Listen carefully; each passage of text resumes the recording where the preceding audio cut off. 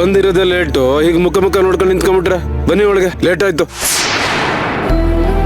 Hello, separate ಆಗಿ ಹೇಳ್ಬೇಕಾ ನಿಮ್ಗೆ? ಕೇಸಿಗೆ ಇಬ್ರು ಬರ್ಬೇಕಾಗುತ್ತೆ. ಬನ್ನಿ ಬನ್ನಿ. ಇವನೊಬ್ಬ ಪಾಪಿಷ್ಟ.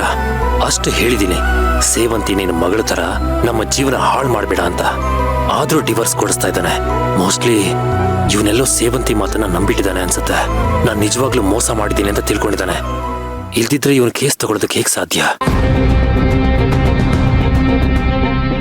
ಸೇವಂತಿ, ನಾನು ನಿನ್ನ ಹತ್ರ ಪರ್ಸನಲ್ ಆಗಿ ಮಾತಾಡ್ಬೇಕು.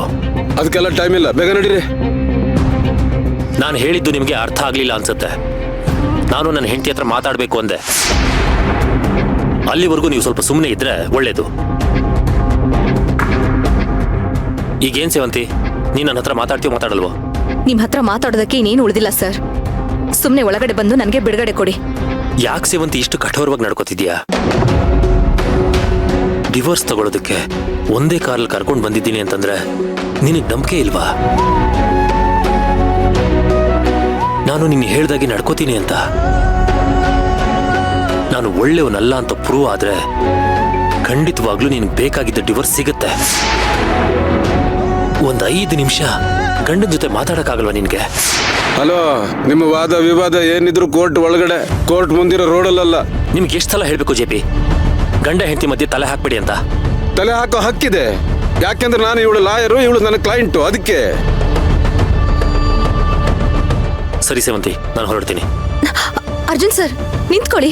ಎಲ್ಲಿಗೆ ಹೋಗ್ತಿದ್ದೀರಾ? ಎಲ್ಲಾದ್ರೂ ಹೋಗ್ತೀನಿ, ನಿನ್ಗೇನು? ಅಲ್ಲ ಸರ್, ಕೋರ್ಟು ಕೇಸು. ಇಷ್ಟು ವರ್ಷ ಸಂಸಾರ ಮಾಡಿರೋ ನಿನ್ ಗಂಡನ ಜೊತೆಗೆ ಒಂದ್ 5 ನಿಮಿಷ ಮಾತಾಡೋ ತಾಳ್ಮೆ ನಿನಗಿಲ್ಲ ಅಂದ್ಮೇಲೆ ನಾನು ಯಾಕೆ ಒಳಗೆ ಬಂದು ಕೇಸ್ ನಡೆಸಬೇಕು? ಹಲೋ ಮಿಸ್ಟರ್, ನೀವು ಈ ರೀತಿ ಮಾತಾಡ್ತಿರೋ ತಪ್ಪು. ನೀವೊಮ್ಮೆ ಕೋರ್ಟಿಗೆ ಅಟೆಂಡ್ ಆಗಿಲ್ಲ ಅಂತಂದ್ರೆ ಈ ಡಿವೋರ್ಸ್ಗೆ ನಿಮ್ಮ ಒಪ್ಪಿಗೆ ಇದೆ ಅಂತ ಕೋರ್ಟ್ ಕನ್ಸಿಡರ್ ಮಾಡುತ್ತೆ. ಗೊತ್ತಿಲ್ವಾ ನಿಮ್ಗೆ? ಹಲೋ ಮಿಸ್ಟರ್ ಜೆ ಪಿ, ಇದೆಲ್ಲ ಆಗಬೇಕು ಅಂದ್ರೆ 3 ನೋಟಿಸ್ ಕಳಿಸ್ಬೇಕು. ಒಬ್ಬ ಲಾಯರ್ ಆಗಿ ಇದು ನಿಮಗೆ ಚೆನ್ನಾಗಿ ಗೊತ್ತಿದೆ ಅಂತ ಅನ್ಕೋತೀನಿ. ಒಂದೊಂದು ನೋಟಿಸ್ಗೆ 1 ತಿಂಗಳು ಗ್ಯಾಪ್ ಇರುತ್ತೆ. 3 ತಿಂಗಳಲ್ಲಿ ಏನಾಗುತ್ತೋ ಆಗ್ಲಿ ಬಿಡು. ಅರ್ಜುನ್ ಸರ್ ನಿಂತ್ಕೊಳ್ಳಿ. ಸರಿ, ನೀವು ನನ್ನ ಜೊತೆ ಏನೋ ಮಾತಾಡ್ಬೇಕು ಅಂತಿದ್ರಲ್ವಾ? ಸರ್, ನಾನು ನಿಮ್ ಜೊತೆ ಮಾತಾಡ್ತೀನಿ. ಅದೇನು ಹೇಳ್ಬೇಕು ಅಂತಿದ್ರೋ ಹೇಳಿ.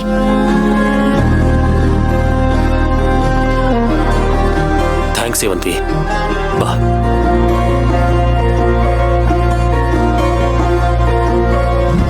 ದೇವ್ರೆ,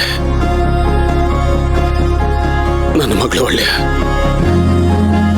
ಒಳ್ಳೆ ನಿರ್ಧಾರ ತಗೊಳ್ಳಪ್ಪ. ಡಿವೋರ್ಸ್ ತಗೋಬಾರ್ದು. ಅವ್ರು ಯಾವತ್ತೂ ಚೆನ್ನಾಗಿರ್ಬೇಕು. ಹಾಗೆ ಮಾಡು ದೇವ್ರೆ.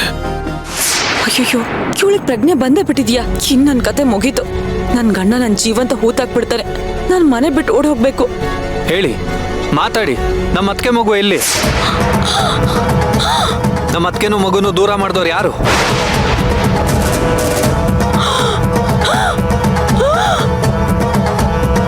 ಡಾಕ್ಟರ್ ಮಣಿ, 1 ನಿಮಿಷ ನೋಡ್ಕೊಳ್ತಿರೋ. ಡಾಕ್ಟರ್ ಕರ್ಕೊಂಡು ಬರ್ತೇನೆ. ಡಾಕ್ಟರ್ ಏಯ್, ಏನೇ ನನ್ ಗುಟ್ಟನೆ ರೆಟ್ ಮಾಡ್ತೀಯಾ? ನೀನೇನ್ ಮಾತ್ರ ಸುಮ್ಮನೆ ಬಿಡಲ್ಲ ನೀನ. ಬನ್ನಿ ಡಾಕ್ಟರ್, ಬನ್ನಿ, ಬೇಗ ಬನ್ನಿ. ಡಾಕ್ಟರ್,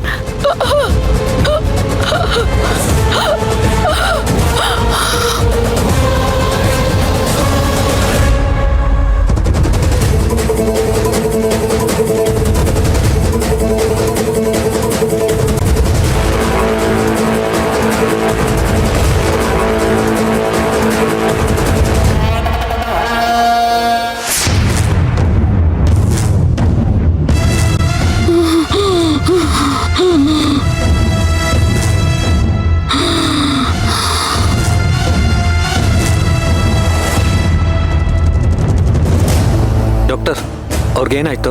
ಹಾರ್ಟ್ ಬೀಟ್ ಎಲ್ಲ ಸಡನ್ ಆಗಿ ರೈಸ್ ಆಗಿದೆ. ಏನ್ ಮಾಡಿದ್ರಿ? ನಾನೇನು ಮಾಡಿಲ್ಲ ಡಾಕ್ಟರ್, ಇದಕ್ಕಿದ್ದಾಗೆ ಅವ್ರಿಗೆ ಹಾಗಾಯ್ತು. ಅವ್ರಿಗೆ ಶಾಕ್ ಆಗೋ ಥರ ಏನಾದರೂ ಘಟನೆ ನಡೀತಾ? ಅಥವಾ ನೀವೇನಾದರೂ ಶಾಕ್ ಆಗೋ ಥರ ಮಾತಾಡಿದ್ರಾ? ಇಲ್ಲ ಡಾಕ್ಟರ್, ಅವ್ರು ಆರಾಮಾಗೇ ಇದ್ರು. ಏನೋ ಹೇಳೋದಕ್ಕೆ ಟ್ರೈ ಮಾಡ್ತಿದ್ರು, ಅಷ್ಟರಲ್ಲಿ ಹೀಗಾಯ್ತು. ಸುಮ್ಮನೆ ಈ ಥರ ಎಲ್ಲ ಆಗೋಕ್ಕೆ ಚಾನ್ಸ್ ಇಲ್ಲ.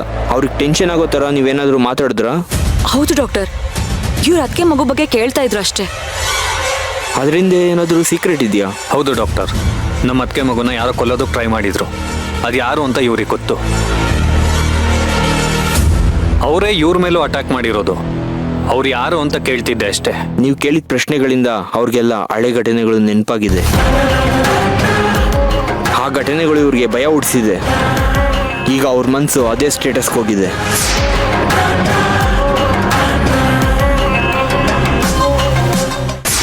ಅಂದ್ರೆ ಇಷ್ಟು ದಿನ ಕೊಟ್ಟಿ ಟ್ರೀಟ್ಮೆಂಟ್ ಎಲ್ಲ ವೇಸ್ಟಾ? ಅದೆಲ್ಲ ಇವ್ರು ಎಚ್ಚರ ಆದ್ಮೇಲೆ ಗೊತ್ತಾಗುತ್ತೆ ಸರ್.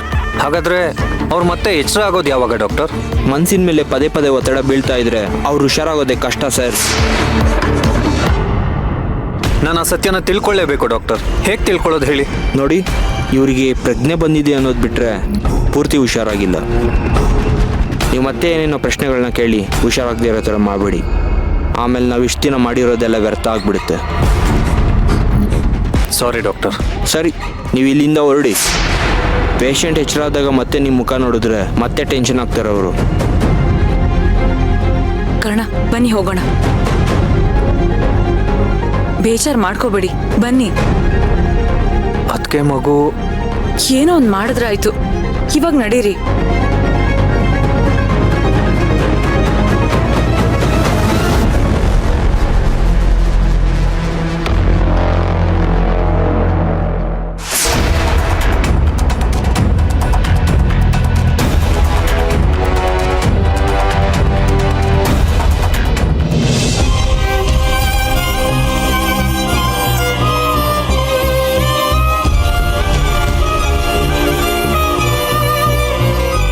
ಸರ್, ಏನೋ ಮಾತಾಡ್ಬೇಕು ಅಂತ ಕರ್ಕೊಂಡ್ ಬಂದ್ರಿ. ಈಗ ನೋಡಿದ್ರೆ ಏನೋ ಮಾತಾಡದೆ ಹಾಗೆ ನಿಂತಿದ್ದೀರಾ. ಅದೇನಿದೆಯೋ ಬೇಗ ಮಾತಾಡಿ ಮುಗಿಸಿ. ನಮ್ ಲಾಯರ್ ಕಾಯ್ತಾ ಇದ್ದಾರೆ, ಆಮೇಲೆ ಬೈತಾರೆ. ಸೇವಂತಿ, ಇನ್ನೊಂದ್ಸಲ ಯೋಚನೆ ಮಾಡು. ನಮ್ಗೆ ಈ ಡಿವೋರ್ಸು, ಈ ಕೋರ್ಟು ಇದೆಲ್ಲ ಬೇಕಾ? ನಮ್ಗಿದ್ಯಾವುದು ಬೇಡ ಸೇವಂತಿ. ನಾವು ಮತ್ತೆ ಮೊದಲಿನ ಥರ ಒಂದಾಗಿರೋಣ. ನೀನಿಲ್ದೆ ನಾನಿಲ್ಲ ಸೇವಂತಿ. ನನಗೆ ನೀನ್ ನನ್ನ ಬಿಟ್ಟು ದೂರ ಹೋಗ್ತೀಯ ಅಂತ ನೆನೆಸ್ಕೊಂಡ್ರೇನೆ ಸತ್ವದಾಗತ್ತೆ. ನಿಜವಾಗ್ಲೂ ನೀನ್ ನನ್ನ ಬಿಟ್ಟು ಹೋಗ್ಬಿಟ್ರೆ ನಾನು ಜೀವಂತ ಶವ ಆಗ್ಬಿಡ್ತೀನಿ ಸೇವಂತಿ. ಪ್ಲೀಸ್ ನನ್ನನ್ನು ಬಿಟ್ಟು ಹೋಗ್ಬೇಡ, ನನ್ನ ಜೊತೆ ಇರು. ಯಾಕೆ ಸರ್ ಈ ಥರ ಕಟ್ಟಾಗ್ತಾ ಇದ್ದೀರಾ? ಮೊದಲೇ ನಿಮ್ಮನ್ನ ಬಿಟ್ಟು ಹೋಗೋಕ್ಕಾಗದೆ ಒದ್ದಾಡ್ತಾ ಇದ್ದೀನಿ. ನಿಮ್ ಭವಿಷ್ಯ ಚೆನ್ನಾಗಿರ್ಲಿ ಅನ್ನೋ ಒಂದೇ ಒಂದು ಕಾರಣಕ್ಕೆ ಬಲವಂತವಾಗಿ ಬಿಡಿಸ್ಕೊಂಡು ಹೋಗ್ತಾ ಇದ್ದೀನಿ. ಇನ್ನು ನೀವು ಹೀಗೆಲ್ಲ ಮಾತಾಡ್ಬಿಟ್ರೆ ನನ್ನ ಕೈ ಕಾಲೇ ಓಡಲ್ಲ. ಯಾಕೆ ಸೇವಂತಿ ಆ ಕಡೆ ತೀರ್ಕೊಂಡ್ಬಿಟ್ಟೆ? ನನ್ನ ಮುಖ ನೋಡಕ್ಕೂ ನಿನ್ಗೆ ಇಷ್ಟ ಇಲ್ವಾ? ಅಷ್ಟೊಂದು ಕೋಪನ ನಿನಗೆ ನನ್ನ ಮೇಲೆ? ಇಲ್ಲಿ ನೋಡಿ ಸೇವಂತಿ, ನಿನಗೆ ನಾನು ಬದುಕೋದೇ ಇಷ್ಟ ಇಲ್ಲ ಅಂತಂದ್ರೆ ಹೇಳ್ಬಿಡು, ನಾನು ಪ್ರಾಣನೇ ಬಿಟ್ಬಿಡ್ತೀನಿ. ಆದ್ರೆ ನಿನ್ನನ್ನು ಬಿಟ್ಬಿಡು ಅಂತ ಮಾತ್ರ ಹೇಳ್ಬೇಡ. ಅಯ್ಯೋ ದೇವ್ರೆ, ನಾನು ಏನ್ ಮಾಡ್ಲಿ? ಇವ್ರನ್ನ ಹೇಗ್ ಕನ್ವಿನ್ಸ್ ಮಾಡ್ಲಿ?